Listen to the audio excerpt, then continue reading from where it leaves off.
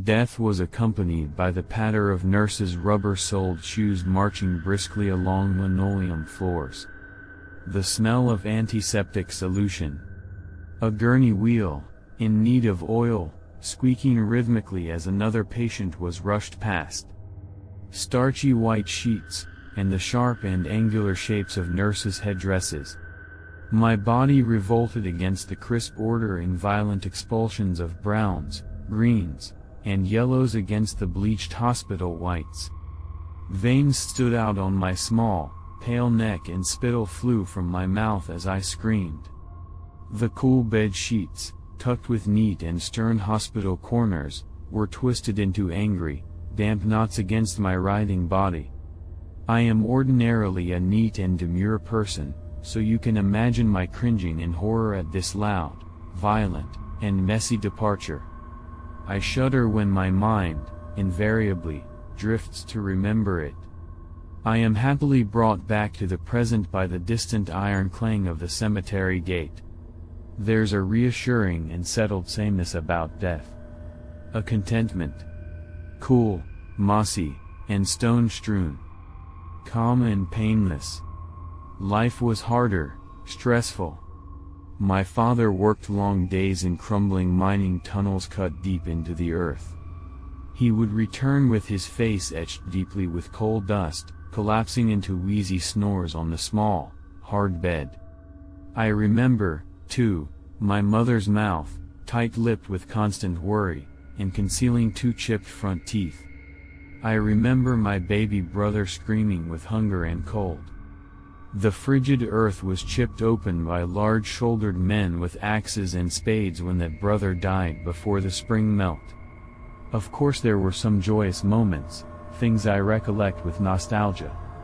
There is one thing I remember with a thrill of excitement: Alice Aldridge and I on that summer morning. The air was already thick, humid, and buzzing with crickets as we ran to the creek. It was our favorite place in summer, this particular spot, where water gathered, cool and shaded, in a gurgling pool of deep stone. That day, for the first time, we swam naked. Our girlish squeals were loud, we were exhilarated with the naughtiness of it, with the thrilling and mortifying possibility that someone might appear suddenly and see us. When we got out to dress on the warm rocks, I turned to watch as she emerged, serpentine and lithe, from the water. Beautiful, was the thought that arrived, unbidden but suddenly completely obvious, into my mind. We were no longer squealing or giggling. Droplets slid over her small, round breasts. Her nipples were nut brown, and bunched tightly and sharply from the cold water. For a terrifying and intoxicating moment, I imagined licking off the sliding droplets which rolled over her honey-colored skin. She watched me watching her. Her wet, dark eyelashes framed bold and knowing green eyes, like a bewitching goddess.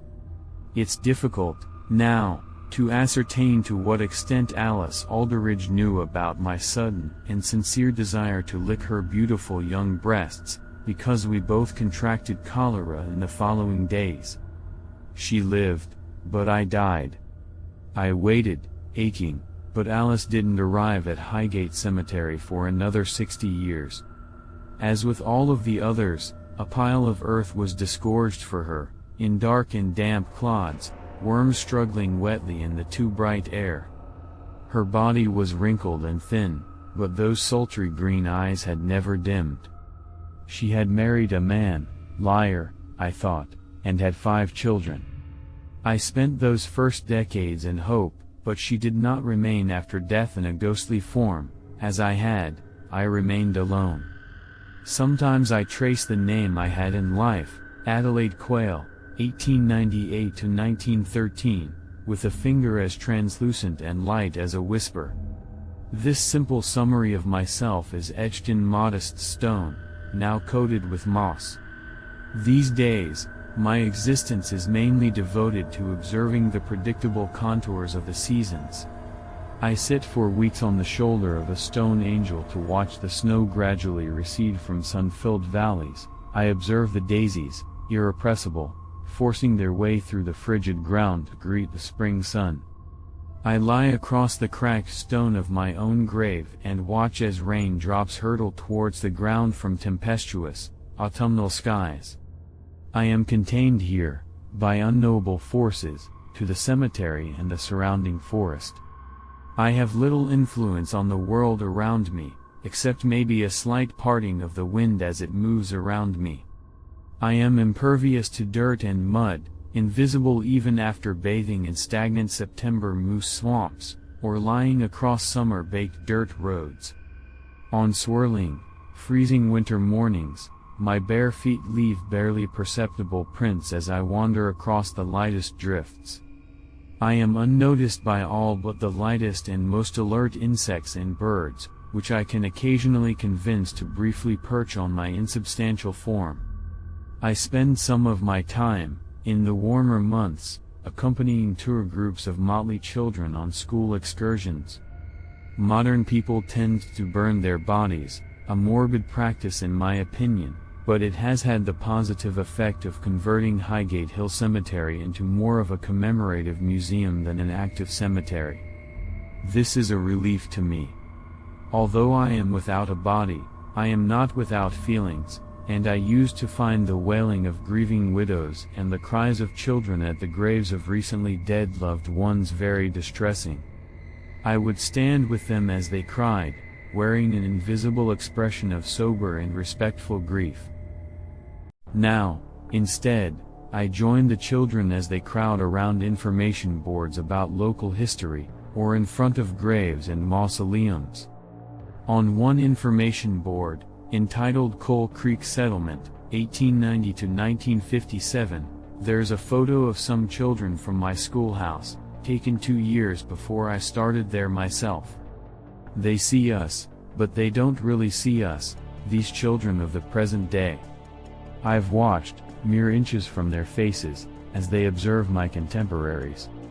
I can sense that understanding is lost somewhere in the colorlessness of the black and white image, or in our straight faces. Smiling wasn't in vogue in photographs at the time, or just by virtue of the clothing, which seemed strange and old-fashioned to them.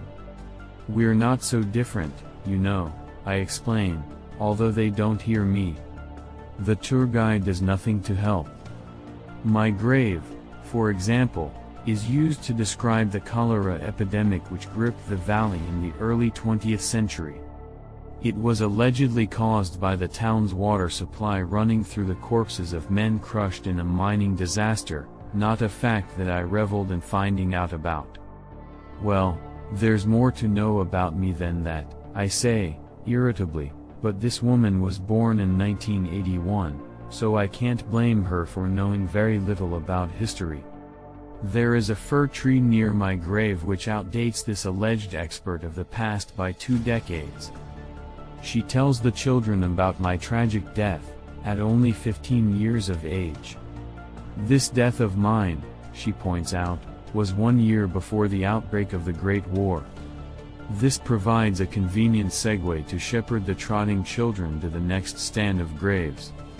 Some days I find it insulting that my death is used as merely a pivoting point towards more important and famous deaths, but perhaps I'm being overly sensitive. The children, by this point, are usually glazed. This is unsurprising. How can children root themselves in the shifting sands of the past with facts and figures?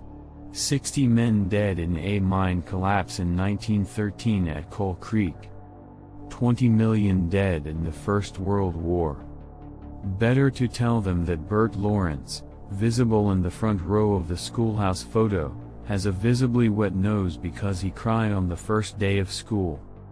Or that the frizzy-haired Maggie Aldridge, middle right, sister of the aforementioned Alice, was in love with Thomas Woodburn, back right. Or that we would all have snowball fights outside of the schoolhouse when school finished on the last day before our Christmas break. If only I could tell them, I think, with wicked glee, about Alice, wet breasts glistening, smiling at me with sultry confidence. Then they would understand, I think, that the young people in the faded photograph were not so different from themselves. On a cool autumn morning, one girl, from among another group of shuffling and sniffing school children, looked at my grave and said, to no one in particular, Adelaide Quayle. Adelaide, like the city in Australia, and Quayle, like the bird. Her alert green eyes regarded my name with interest. I felt seen, recognized, celebrated. Yes, I cried, unheard. Exactly. That's me. I followed the green-eyed girl, endeavoring to be helpful by giving unheard but correct answers to the questions on the worksheet secured in her clipboard. I reluctantly farewelled her when her group left through the wrought iron gates 45 minutes later. I obsessed over the minutiae of this meeting for glorious and delightful hours afterwards. Imagine my shock and joy when the girl, my new Alice, walked through again only a week later, wrangling an exuberant, golden puppy on a leash. I walked with them from one gate to the next, telling her about the changing of the seasons, about the hospital with its clean, white surfaces, about my family, and about the schoolhouse. I told her that we could run together through the long grass once the weather warmed again, we could run to the creek. I could show her the spot, the cool, sheltered spot where the water is deep. The air would be hot, and we could drape our dresses on the warm rocks while we swam together. The first sprinkling of snow dusted the tops of the immense, distant ranges, an event I usually watch for, but I was too distracted to notice. Being unseen and unheard had previously only been a mild annoyance, but now it was torturous. Alice arrived most days in the evenings, dog on leash, traveling from gate to gate, presumably as part of a larger loop. I screamed in agonized frustration each day as she left me, yearning to be seen, to be known, to touch and be touched.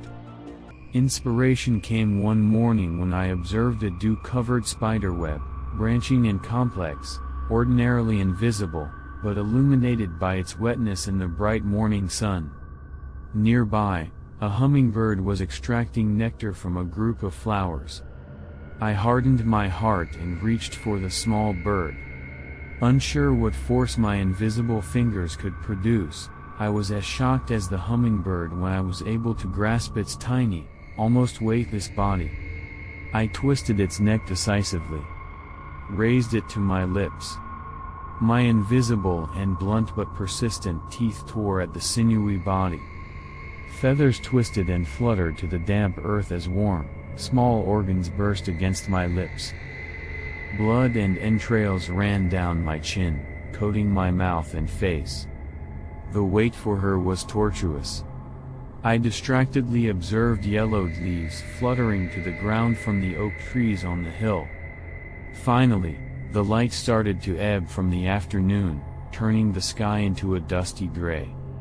I heard her approaching and stood at the gate's entrance, willing my nervous mouth, the contours of which I hoped were now, at last, visible, into a smile of greeting. At first I thought that my plan had failed. They were only a few steps away and continuing unconcernedly. Suddenly though, the dog stopped, eyes fixed on my face, and uttered a low growl. The girl, confused and worried, stopped as well. She looked at the dog, and followed its gaze to the space where I stood in front of them. My smile widened. I was exhilarated by my scheme, ready, for the first time in over a century, to be seen. My Alice stumbled backwards, her eyes wide and a scream beginning in her throat. There was a perfect moment, before she ran, where we looked right into each other's eyes.